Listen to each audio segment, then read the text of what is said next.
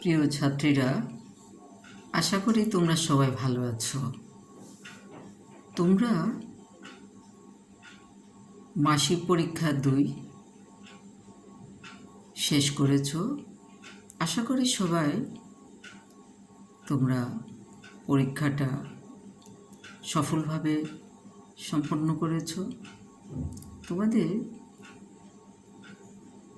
Syllabus আস্তে আস্তে করে সামনে এগিয়ে যাচ্ছে।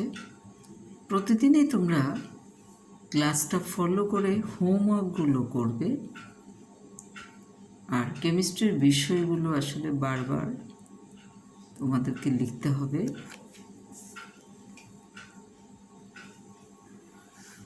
প্রতিদিন এই বিষয়গুলো চর্চা করবে, তাহলে সামনে তোমরা সিকিউ বা সৃজনশীল প্রশ্নগুলো তোমরা সুন্দর করে প্র্যাকটিস করতে পারবে। আমি তোমাদের পড়াচ্ছি পর্যায়বৃত্ত ধর্ম থেকে। গত ক্লাসে পড়িয়েছি আয়নীকরণ শক্তি। আজকে তোমাদেরকে আমি পড়াবো ইলেকট্রন আসক্তি। ইলেকট্রন আসক্তি কাকে বলে? তোমরা জানো, কোনো মূল যখন ইলেকট্রন গ্রহণ করে তখন ঋণাত্মক আয়নে পরিণত হয়।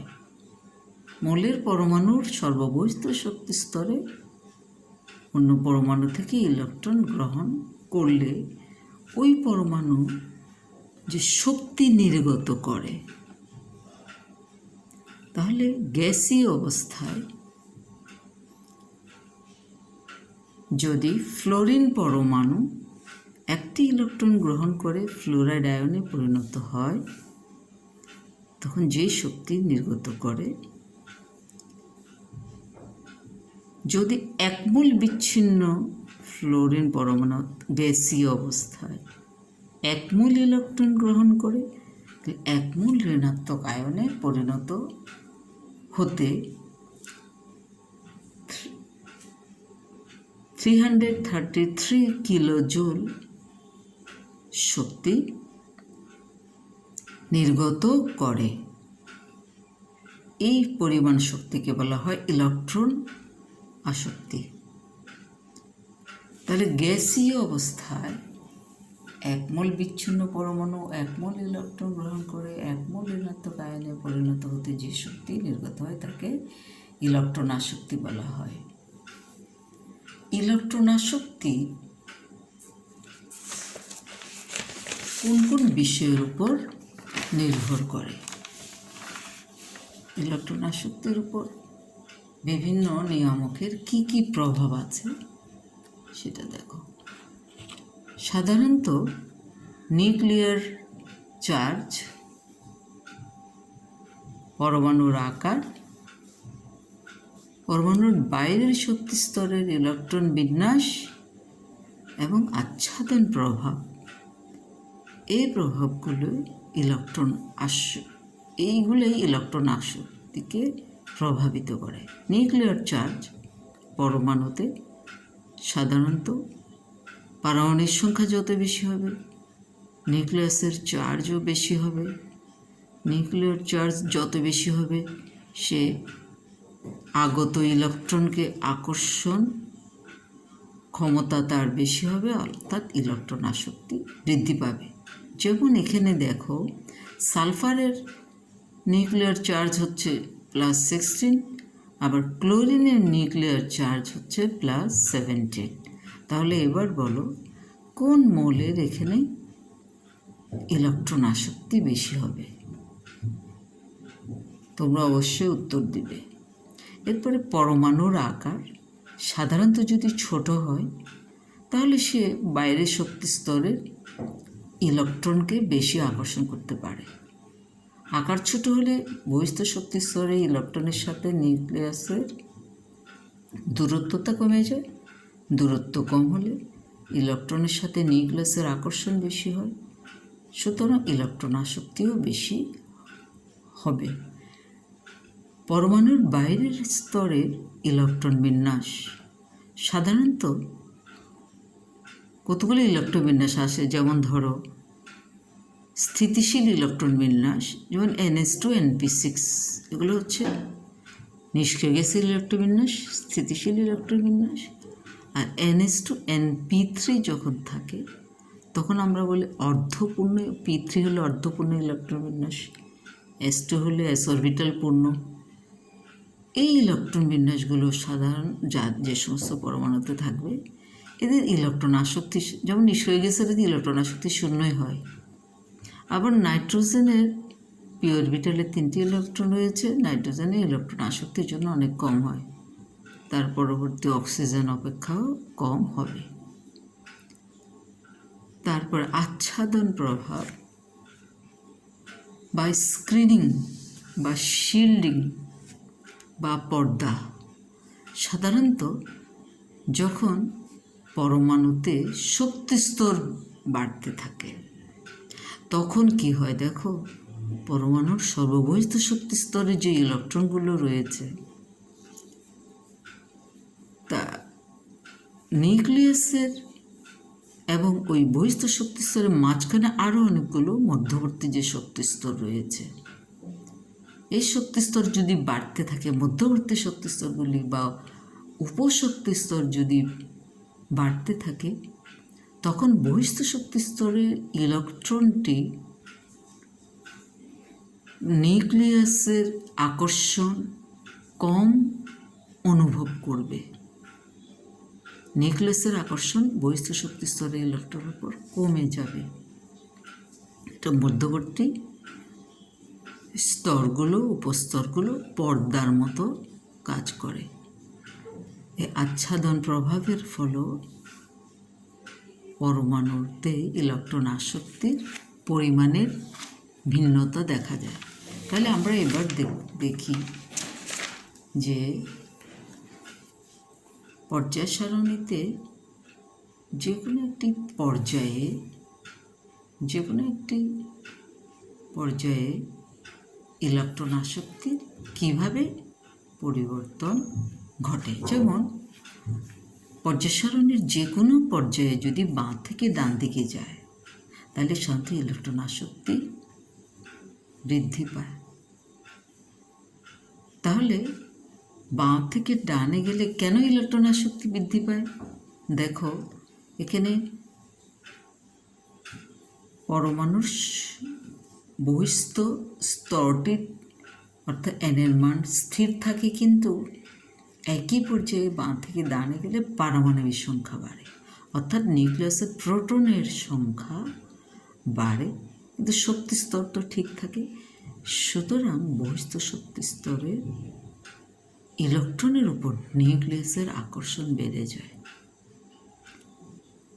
নিউক্লিয়াসের আকর্ষণ যখন, নিউক্লিয়ার চার্জ যখন বৃদ্ধি পায়, পরমাণুর শক্তিস্তরও, পরমাণুর আকারও কমে যায়, এই জন্য নিউক্লিয়াসের আকর্ষণ বাড়ে।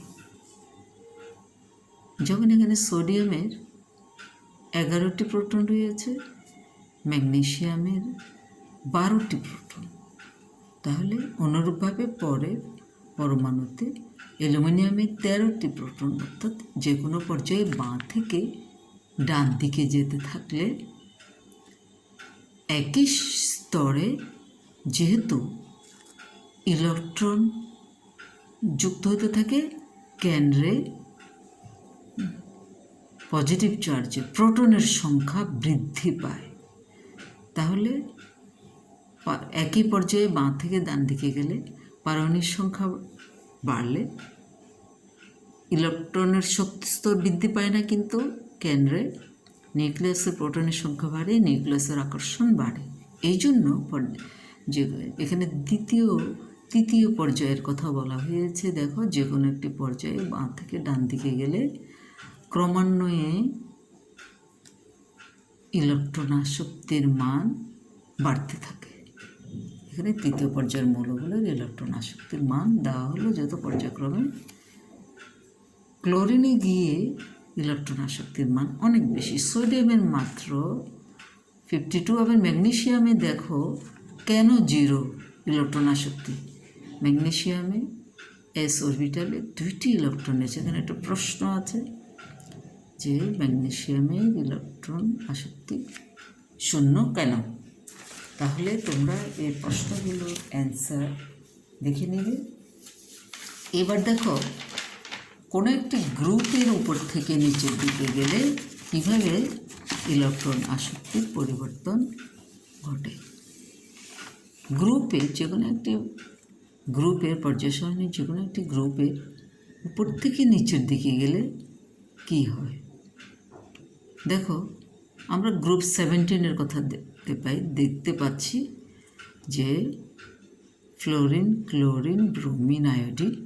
এখানে ক্লোরিনের ব্যতিক্রম ছাড়া গ্রুপের নিচের দিকে গেলে ইলেকট্রন আসক্তি কমছে। কেন? এখানে একটু ব্যতিক্রম আছে। ব্যতিক্রমটা কেন? অর্থাৎ এখানে প্রশ্নটা হচ্ছে ফ্লোরিনের চেয়ে ক্লোরিনের ইলেকট্রন আসক্তি কমার কথা, যেহেতু পরমাণুর আকার বাড়ছে, কিন্তু কেন ক্লোরিনের ইলেকট্রন আসক্তি বেশি ফ্লোরিনের চেয়ে? এটা একটা ইম্পর্ট্যান্ট প্রশ্ন। কী হয়? উপর থেকে নিচের দিকে গেলে পারমাণবিক সংখ্যা বাড়ে, ইলেকট্রনের স্তর সংখ্যাও বাড়বে, ইলেকট্রন স্তরের সংখ্যা বাড়ে, নিউক্লিয়াস থেকে ইলেকট্রনের দূরত্ব বেড়ে যায়। এই জন্য নিউক্লিয়াস বহিঃস্থ শক্তি স্তরে ইলেকট্রনের প্রতি আকর্ষণ কমে যায়। নিউক্লিয়াসের আকর্ষণ কমে গেলে ইলেকট্রন আসক্তি কমে যায়। তাহলে কি হলো? ইলেকট্রন আসক্তি কেন কমে? পারমাণবিক সংখ্যা বাড়ে উপর থেকে নিচের দিকে গেলে, যদিও বা, কিন্তু ইলেকট্রনের স্তরের সংখ্যা বাড়ে বলে ইলেকট্রনের দূরত্ব নিউক্লিয়াস থেকে বেড়ে যায়, যার ফলে নিউক্লিয়াসের আকর্ষণ সর্ববিস্ত শক্তি স্তরে ইলেকট্রনের প্রতি কমে যায়, অর্থাৎ ইলেকট্রন আসক্তি কমে যায়। গ্রুপ 17, তাহলে গ্রুপের উপর থেকে নিচের দিকে গেলে ইলেকট্রন আসক্তি কমবে, কিন্তু গ্রুপ 17 মৌলগুলোর ক্ষেত্রে দেখো ইলেকট্রন আসক্তির ক্ষেত্রে একটা ব্যতিক্রম আছে। সেটা কেন? সেটা হচ্ছে ফ্লোরিনের চেয়ে ক্লোরিনের ইলেকট্রন আসক্তি, যেহেতু পরমাণুর আকার বেড়েছে, কিন্তু ইলেকট্রন আসক্তির মানটা কেন বেড়ে গেল? এটার কারণ হচ্ছে ফ্লোরিনের আকার ছোট, এটা দ্বিতীয় শক্তি স্তরে 7টি ইলেকট্রন আছে, ইলেকট্রন ঘনত্ব বেশি বলে এদের নিজেদের মধ্যে বিকর্ষণ হয়, নবাগত একটি ইলেকট্রনকেও তারা বিকর্ষণ করে। অন্যদিকে ক্লোরিনের আকার একটু তুলনামূলকভাবে বড়, এটা তৃতীয় পর্যায়ের মূল। ফ্লোরিন ছিল দ্বিতীয় পর্যায়ের মূল, আকার বেশি ছোট ছিল, আর ক্লোরিনের আকার তুলনামূলকভাবে বড়। আবার তৃতীয় শক্তি স্তরে যদিও বা 7টি ইলেকট্রন আছে, এদের মধ্যকার পরস্পরের মধ্যে বিকর্ষণ আর একটু কমে যায়, যেহেতু ইলেকট্রন ঘনত্ব এখানে একটু কমে যায়। এখন নবাগত ইলেকট্রনকে সহজে আকর্ষণ করতে পারে। তাহলে এখানে একটা ইম্পর্টেন্ট প্রশ্ন হচ্ছে ফ্লোরিনের ইলেকট্রন আসক্তি ক্লোরিনের ইলেকট্রন আসক্তি অপেক্ষা কম কেন? তোমরা এই ধরনের একটা চার্ট দিয়ে উদ্দীপক দিতে পারে। এখানে এক্স এবং ওয়াই যদি বলে ওয়াই মূলের ইলেকট্রন আসক্তি এক্স মূল অপেক্ষা বেশি কেন? এই ধরনের একটা প্রশ্ন তোমরা অবশ্যই লিখে আমাদেরকে ইনবক্সে দেখাবে। ইলেকট্রন আসক্তির পরে তোমরা দেখো আরেকটি পর্যায়বৃত্ত ধর্ম, সেটা হচ্ছে তড়িৎ ঋণাত্মকতা কী? তড়িৎ ঋণাত্মকতা তোমরা সমযোজী যৌগের নাম শুনেছ, যেমন হাইড্রোজেনের সমযোজী বন্ধন রয়েছে, ক্লোরিনেও সমযোজী বন্ধন রয়েছে। এখানে কি হয়? সমযোজী যৌগগুলোতে উভয় পরমাণুর মধ্যে এক জোড়া ইলেকট্রন সমানভাবে শেয়ারিং হয়, এটাকে বলে 100% সমযোজী বন্ধন। উভয় পরমাণু ইলেকট্রন জোড়া সমানভাবে শেয়ার করে। কিন্তু হাইড্রোজেন ক্লোরাইডের ক্ষেত্রে দেখো, হাইড্রোজেন ক্লোরাইডের ক্ষেত্রে দেখা গেছে এই বন্ধন জোড় ইলেকট্রনকে হাইড্রোজেন অপেক্ষা ক্লোরিন অধিক পরিমাণে নিজের দিকে টেনে নেয়, যার ফলে ক্লোরিন পরমাণুতে আংশিক ঋণাত্মক চার্জ, আর হাইড্রোজেন পরমাণুতে আংশিক ধনাত্মক চার্জের সৃষ্টি হয়, পজিটিভ পোল এবং নেগেটিভ পোলের সৃষ্টি হয়। অর্থাৎ হাইড্রোজেন ক্লোরাইড একটি পোলার যৌগ। যেই ধর্মের ফলে সমযোজী যৌগের মধ্যে একটি মূল বন্ধন জোড় ইলেকট্রনকে অধিক পরিমাণে নিজের দিকে আকর্ষণ করার ক্ষমতা আছে, এই ধর্মকে বলা হয় তড়িৎ ঋণাত্মকতা। এগুলো সমযোজী যৌগের ক্ষেত্রে ঘটে। এখানে ক্লোরিন এই বন্ধন জোড়া ইলেকট্রনকে অধিক আকর্ষণ করে, হাইড্রোজেন কম। তাহলে হাইড্রোজেন ক্লোরাইড, পানি, এরা পোলার যৌগ কেন? এখানে আরেকটা প্রশ্ন এসছে। তড়িৎ ঋণাত্মকতা এই বিষয়টি 1932 সালে বিজ্ঞানী পলিং এই ধারণাটি দেন। ইলেকট্রন আসক্তি কোন কোন বিষয়ের উপর নির্ভর করে? সাধারণত দেখো আগের মতোই নিউক্লিয়াসের চার্জ, পরমাণুর আকার, বাইরের স্তরে ইলেকট্রোবিন্যাস এবং ওই যে স্ক্রিনিং ইফেক্ট বা শিল্ডিং ইফেক্টের ফলে পরমাণুর তড়িৎ ঋণাত্মকতা কীভাবে পরিবর্তিত, কোন কোন বিষয় তড়িৎ ঋণাত্মকতাকে প্রভাবিত করে? দেখো, পরমাণুর আকার, বাইরের স্তরের ইলেকট্রন বিন্যাস। পরমাণুর আকার যত ছোট হবে ওই পরমাণু ততই নিউক্লিয়াসের পজিটিভ চার্জ দ্বারা ইলেকট্রনগুলো, বহিস্থ শক্তিস্তরী ইলেকট্রনগুলো অধিক আকৃষ্ট হয়। অর্থাৎ আকার ছোট যে পরমাণু তাদের তড়িৎ ঋণাত্মকতা সাধারণত বেশি হয়। নিউক্লিয়াস থেকে যে বহিস্থ শক্তিস্তরের ইলেকট্রন আকার কম হলে তড়িৎ ঋণাত্মকতা বেশি হয়। দেখা গেছে দ্বিতীয় পর্যায়ে বাঁ থেকে ডানে গেলে গ্রুপ 17 মধ্যে রয়েছে ফ্লোরিনের আকার সবচেয়ে ছোট। এই জন্য ফ্লোরিনের তড়িৎ ঋণাত্মকতার মান 4.1, এখানে অক্সিজেনের 3.5, নাইট্রোজেনের 3, এবং সবগুলো মৌলের মধ্যে সর্বাধিক তড়িৎ ঋণাত্মক মৌল হলো ফ্লোরিন। তাহলে কেন ফ্লোরিন সর্বাধিক তড়িৎ ঋণাত্মক মৌল? পরমাণুর আকার অনেক ছোট। আরেকটি পয়েন্ট আছে, পরমাণুর বাইরের শক্তি স্তরের ইলেকট্রন বিন্যাসের উপরও নির্ভর করছে। যখন বাঁ থেকে ডানে গেলে নিষ্ক্রিয় গ্যাসের কাছাকাছি যে মৌলগুলো আছে তাদের ইলেকট্রনকে আকর্ষণ করার ক্ষমতা অনেক বেশি। অর্থাৎ তারা মাত্র একটি ইলেকট্রন গ্রহণ করলে নিষ্ক্রিয় গ্যাসের ইলেকট্রন বিন্যাস প্রাপ্ত হয়। এই জন্য যে কোনো পর্যায়ের বাঁ থেকে ডানে গেলে তড়িৎ ঋণাত্মকতা বাড়ে। তাহলে তোমরা দেখো যে নিষ্ক্রিয় গ্যাসের ইলেকট্রন বিন্যাস কেমন হবে, সেটা একটু প্রশ্ন রয়েছে। নিষ্ক্রিয় গ্যাসের ইলেকট্রন বিন্যাস কী রকমের হতে পারে?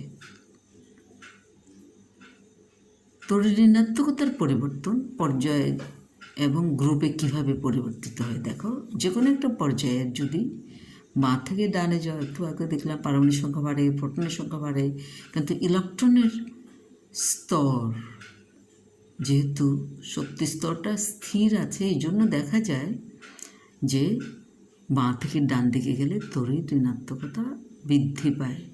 যেমন দ্বিতীয় পর্যায়ে দেখো, পর্যায় সারণীর তৃতীয় পর্যায়ে সোডিয়াম থেকে শুরু করে ক্লোরিন পর্যন্ত দেখা গেছে